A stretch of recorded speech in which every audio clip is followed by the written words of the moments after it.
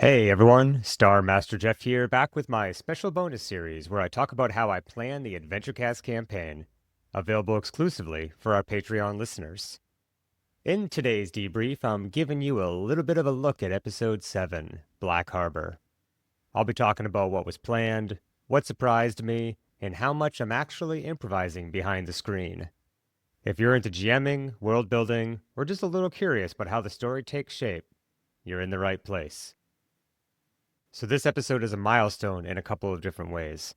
One, we get a huge plot twist. We learn that Omnitech Industries, who is the subsidiary of Veridyne, has been seeking out the characters, saying that they've stolen the Scapegoat and that they were never put on a mission at all. And in fact, they're all in violation of their individual contracts with the company.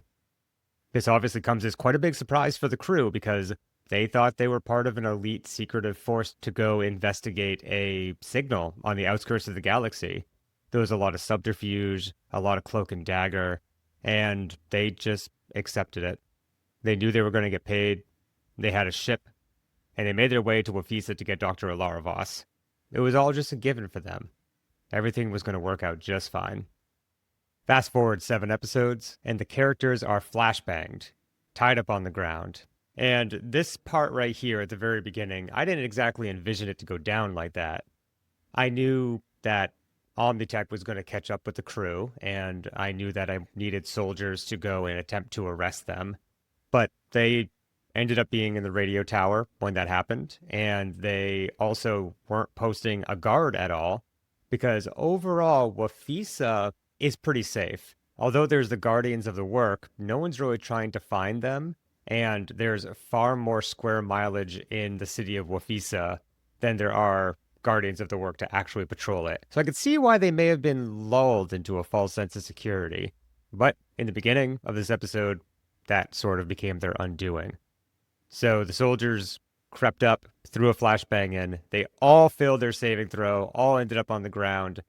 And I think a mix of being helpless and also maybe thinking these are allies who are just confused about who they are. Like when they learned that they were Omnitech, they're like, wait, we're on the same side. Their confusion was so tasty to me. I loved it. Man, yeah, I've been waiting to reveal that they are not actually working for Omnitech and that they were part of sort of a heist to steal Omnitech property, the Scapegoat, out from the secured lockup it was on Kamiri 4. As to the purpose of why all of that happened and how Dr. Alara Voss is involved in all of this, you'll have to wait until episode 8, where much of that is revealed. So they're all tied up on the ground, and I didn't really know how this was going to go. I was prepared to have them be tied up and arguing the whole way back to the base, where they would meet up with Victor Strake, and perhaps at that point, even dragged to Polyphon, which is the planet where Omnitech calls home. You'll actually see a glimpse of Polyphon in episode 9, so stay tuned for that. But of course, Haleyy took matters into her own hands. Once Froggy got shot, she just could not let that lie. And she very easily dispatched of both of the guards. She is incredibly lethal. I am always so surprised when she just rolls and she's like, okay, guy with the gun is dead. And I'm going to punch this guy now. Oh, broke his leg. Oopsie doozy. I love that so much. She's just such an iconic, like, bruiser in that way. Everyone always underestimates her. But eventually she's going to get a reputation, and people will stop underestimating her. And then I guess we'll see what happens. So once the soldiers are dispatched of, they patch up Froggy the best they can. They throw him in the back of the Aurora, even though they said at the beginning of the episode that they were leaving him behind. They just could not leave him behind. So they throw him in the back of the Aurora, and they begin speeding off towards Black Harbor, knowing they need to get their ship back, but not exactly having a plan. So this ride over, I found actually pretty surprising. Haleyy has the brilliant idea of lighting the purple flower fields on fire, which is something that literally never occurred to me. I built Black Harbor, having some industry. They're growing the flower and they're shipping that off-world for narcotics, for medication, and then they also have a thriving seaside community where they can fish and so forth. So I built all this, and I built, the wall and how thick the wall is and how the guards operate in that area and what the inside looks like, because I didn't know what they were going to do. I built all that before they even arrived on Wafisa, and it was set up as a sandbox for them to maybe break into and have a heist or start a resistance, which you can kind of hear Robert wanting to do here and there, like start a resistance and get Froggy to be like the voice of the resistance. All of that came crumbling down when Omnitech caught up to them, of course. So I thought it was very surprising, and I'm very proud of Stephanie because that purple flower idea was so good and so critical. You don't hear anyone come up with any other idea once they hear that. And I really enjoyed editing that part of the pod as well, because I get to put in like the Aurora driving sound effects and like stopping on gravel and the doors opening and closing and lighting the flower fields on fire. I'd have to say that I was not surprised that Felix took a big ol' whiff of the flowers, but I was taken aback. I did not know that was going to happen. And I think it's starting to show a pattern for Felix that when drugs are available, no matter how crazy the situation is, he is going to use those drugs. And I think it's something that's going to come back to bite him eventually. He's a little bit of a Dr. House character because he's dealing with an extremely active brain and he has a lot of pain in his legs because of his surgery, where his legs were replaced with robotic legs. But for now, it's mostly the party just kind of getting annoyed at him. Like, oh man, you're getting high right now? Okay, I guess we'll figure this out then. So knowing that time is short, they then make their way over to Black Harbor. And like I said, I designed this whole area for them to be able to like figure out how to break into or start a resistance. I even had some NPCs set up. There's actually already kind of a resistance going on within the walls of Black Harbor. They call themselves the Saltborn. And they're led by Yoron Vane, who's a former guardian of the work who turned rebel leader.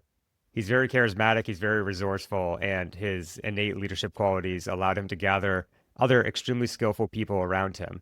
And the charisma and adeptness of this group then allowed them to gain more and more people and followers. And hope is starting to spring in Black Harbor that they could come out from under the boot of the Guardians. So maybe they'll come back to Wafisa someday and the rebels will have won or lost, and the landscape of Wafisa may have changed.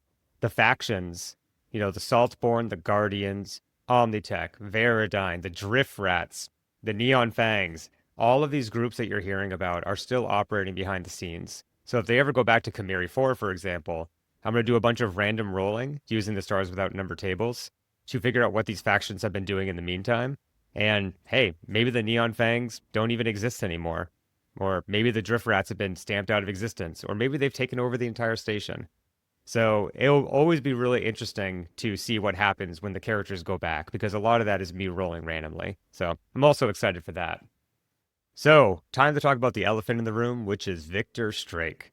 The characters that finally make their way into Black Harbor to the location of the Scapegoat. And they have kind of a thrilling scene where they fire out of a moving vehicle and the Aurora gets shot up a little bit. And they kill the lone guard wearing a gas mask and they drive right into the Aurora and there's a big cheer and everyone's like, yes, we're good to go. But then the slow clap of Victor Strake starts up, the sarcastic congratulatory clap, which I thought it was hilarious that Felix thought the ship was applauding because they got it back. But no, alas, it was actually Victor Strake. And so they make their way down the spine of the Scapegoat to the cockpit. And there they find Victor Strake sitting in the captain's chair. And they have a tense face-off where he says he will be arresting them and hints at their crimes and what they've done, and that Dr. Alara Voss is definitely involved somehow. They shoot him. They dump his body out the side. And as they take off, they see Victor Strake, or someone who looks an awfully lot like him, step out of the other ship that was right next to theirs, the stealth fighter-looking ship. So what's going on there? Who is Victor Strake? We got a couple conspiracy theories right away at the end.